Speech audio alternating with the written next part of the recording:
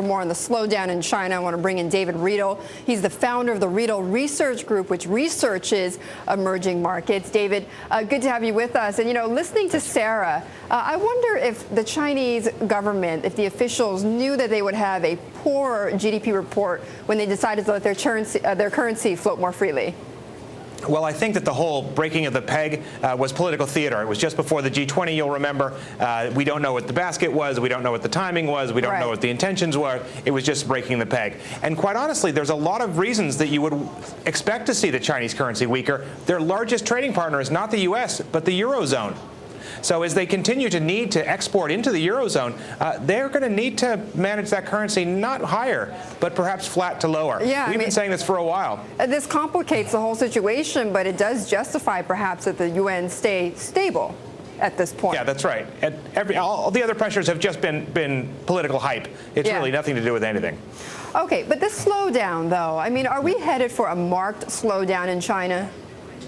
We're really not. What's happening is the law of large numbers as the economy grows. Also, you're getting tougher comparisons with a strong back half of 2009. So the market's going to have to get used to these numbers being a little bit lower. As you guys indicated, though, these are still great growth numbers. But year-on-year comparisons, they're going to go lower.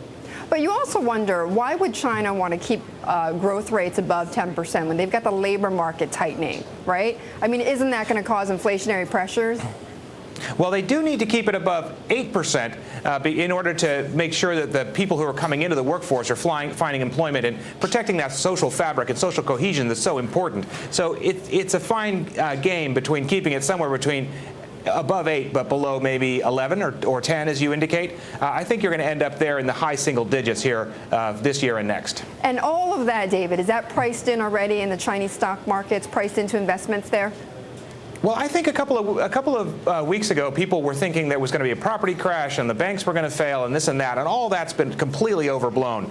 So I think we're finally settling down here in the coming weeks, and with the weakness in the markets recently, finally realizing that, look, China is solid and stable. They're going to continue to grow at a high rate, perhaps a little bit slower than people expect. But keep your eye on the consumer. That's really where the action is for China going forward. Watch the CPI, watch the retail sales. Those are the key indicators. Right. In fact, retail sales, I think, came in at 18.3%, which was pretty good.